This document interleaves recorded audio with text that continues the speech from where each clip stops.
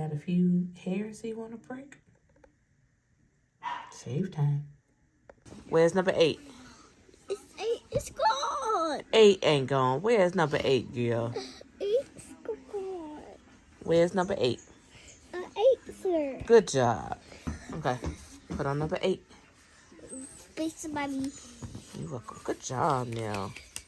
Good job. Hey, y'all. Thanks so much for clicking on this video. And as you can see by the title, I'm going to give y'all a little story time.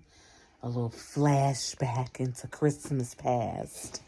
And talk about well, it wasn't funny at the time, but now I can look back and laugh at the travel home for Christmas nightmare story.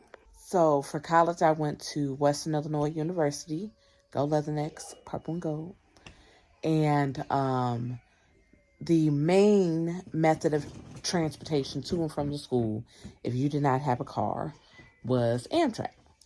And there was, at the time, my freshman year, there was one train that got you from Chicago to the school, and that left in the morning. And then there was one train in the evening that got you from the school back to Chicago. So you always had to book your tickets early because, especially around like the time that breaks were getting ready to let out, because everybody was buying tickets, and we knew almost always around that time that it was going to be a sold out train. So the train always left in the evening around, I want to say 5 something in the evening. And you made sure you got to the train station relatively early, and you sat there until the train, got there, and then you got on. So this particular time, this was the getting on the train to come home for Christmas break. And typically Christmas break is about a month. You come home a little bit before Christmas, and then you go home, you go back to school. Did we go back to school before or after King Day? I can't remember, but sometime in January. So all packed up, ready to go at the train station, waiting on the train. We get an announcement saying that there's an issue with the track and that the train is going to be delayed. Now, mind you, it is freezing waiting on this train. The train station is super small, so it can't fit everybody that's sitting there waiting for the train. And even then, it's still freezing in the train station because it's this small, country-looking train station. So it can't fit everybody, and it's cold. It's drafty anyway. So me and a group of friends that were there waiting on the train, we decide, okay, we're going to get some food to try to, to eat, and then to try to keep us warm. So we get a pizza from across the street from the train station. And it's so cold outside. We using the heat from the pizza to warm our hands. We literally going like this over the pizza to get a little steam. Crazy. So we sitting there, we waiting, we freezing, we tired.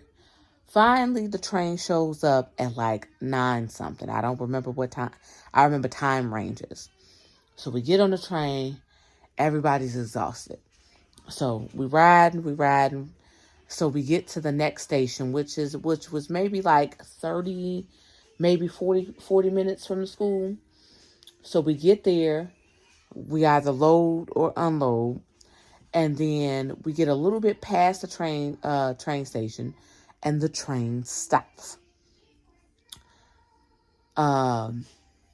Announcement comes up and says, hey, sorry, the engineer has gone past the legal time that they can run the train. We have to sit here and wait for another engineer. So at this point, we like, are we ever going to get home? Now we all mad because we like, okay, yes, safety. We don't want you running a train and you pass your time. It's the same thing with airplanes and all of that stuff. But if you knew your time was going to run out, why y'all wasn't trying to call an engineer to meet y'all at one of these stations instead of waiting until y'all time out? and then call him. So then the conductor, or not the conductor, the engineer doesn't get to that where we're at until like 12 something. At this point, it's like, okay, now mind you, from the school to Chicago, the ride was like 3.5, maybe 4 hours with all of the stops and stuff.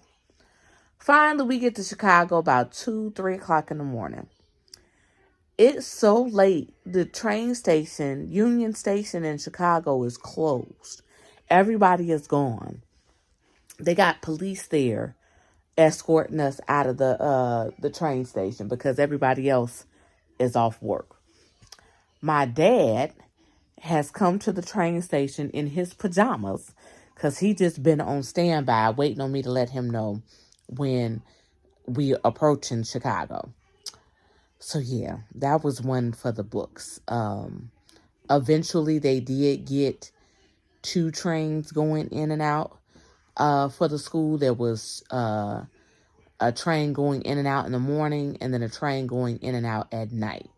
So that helped a little bit with the flow and the crowds and stuff like that. But I hope for the current student sanity that they have gotten some better tracks where they're not having any type of super delays like that one.